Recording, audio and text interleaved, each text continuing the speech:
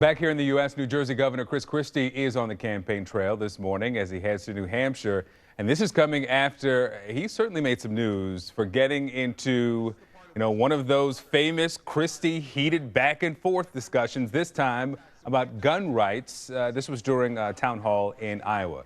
Now, of course, he's running for the presidential nomination for the Republicans. He fired back at a questioner after he asked about Christie's gun record. Listen to some of this exchange.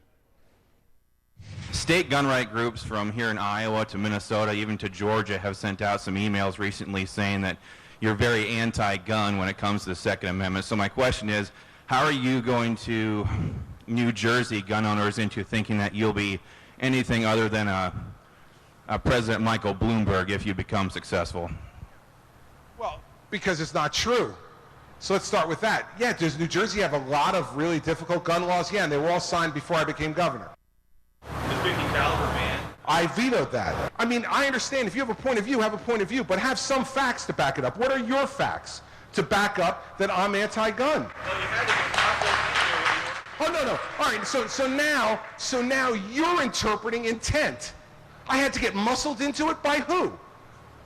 Who's muscled me? Gun owners across my state. Let me tell you something. I've agreed with gun owners across my state on most issues over the course of time. What they're frustrated about is that we have a Democratic legislature who is incredibly anti-gun and that they can't get those laws changed. Well, listen, here's the news for anybody who's governor or president. You're not emperor or dictator. And I'm still waiting for one fact from you about me being anti-gun. Give me one fact. Got one? Your support for a state ID system. By the way, I vetoed the state ID system. You're wrong about that, too.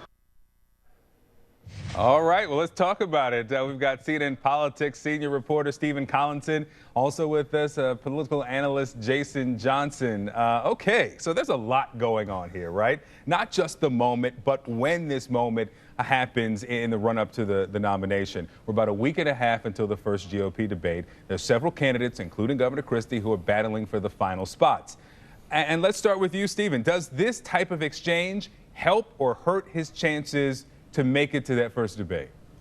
I thought that was quite fascinating, that exchange, Victor. First of all, it showed clearly that the gun issue is going to be something that Republican candidates are going to have to handle in this primary. But it was really the first time in this presidential cycle that we've seen that brash, candid, aggressive, even impatient side of Chris Christie, on which he built his political brand in New Jersey. And it's going to be very interesting to see how that goes down, especially with the voters in Iowa. You're right. It's a moment in this presidential campaign, an iconic moment, if you like. He's struggling to get into that first debate. Maybe it's something that gives him a quick blip in the polls, but it certainly helps him, bust his way into the conversation, which has been hijacked basically by Donald Trump, who was also in Iowa yesterday. And there is style and subject to deal with here, Jason. Choose which one you want to talk about. But we've talked about style here. Subject, does America, beyond that room, because it seemed to work there, want to have a fervent gun rights activist after Chattanooga, after Lafayette, after Charleston? I mean, is this the right tone for this topic? Of course it's not, but it's a great tone for someone who actually wants to get into a debate and make some hay in the primaries. Look, Chris Christie's attitude, there are supercuts of him on YouTube yelling at people, okay? That's not going to go over very well as the campaign continues. But as of right now, these guys are in a scrum just to get into debates. And Chris Christie has been the first person to figure out, I can get beyond the Donald Trump noise by talking policy, by being myself, not doing stunts like Rand Paul, not chasing after Trump like Ted Cruz, but by being himself. So on that level, it's both style and substance, and it's successful. Okay, but does this get him above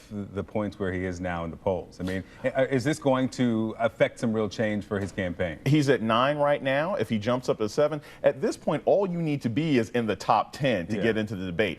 If he can do a good job in the debate, he gets into the top 5, that improves money, that improves interview time. All right, so let's talk about the Democrats. Hillary Clinton responding to the claims by the intelligence officials that she sent some classified emails from her private server.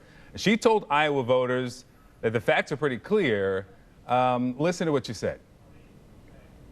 First, let me say that I am confident that I never sent nor received any information that was classified at the time it was sent and received. And what I think you're seeing here is a very typical kind of discussion, to some extent disagreement among various parts of the government over what should or should not be publicly released. All right, so Stephen, she says that she didn't send any classified information that was classified at the time that it was sent or received. Inspector General says, yes, she did.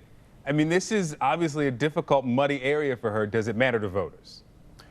It's very interesting. She says that it appears that the material that she sent that might have been classified wasn't marked as such at the time.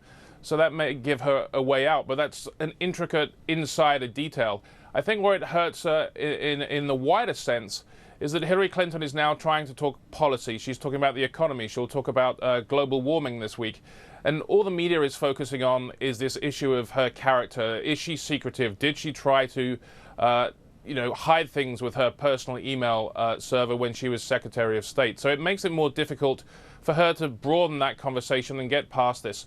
This is something that's going to hound her campaign, I think, up until the primaries. There were a couple of polls in swing states this week which suggested that she was losing to some prominent Republican candidates. That's not that surprising at this point, but what the polls also said was people are beginning to take some notice of this character issue, to question her sincerity and her trustworthiness. Yeah, and that's something that gives the Republicans ammunition going forward. Jason, I remember weeks ago you said that this was all baked into the cake. Yeah. People have decided, but it looks like some things may be shifting and changing. I don't think it's going to change. I don't think you have to tell me why this is a problem. It's the same thing with Benghazi. Was Hillary Clinton completely honest? Probably not. But unless you can tell me that she was personally responsible for something bad happening, people don't care. She used different emails. Was she dishonest about that? Very likely. But unless you can prove that she gave secrets that harmed U.S. soldiers or somehow made the country dangerous, people are not that concerned because she's not honest. And that's never been her selling point. It's that she's a leader and her leadership numbers are still really high. Wow. If that's the way you sell a candidate, she's not honest. That's not her selling point. It's never been. Okay. All right. Jason Johnson,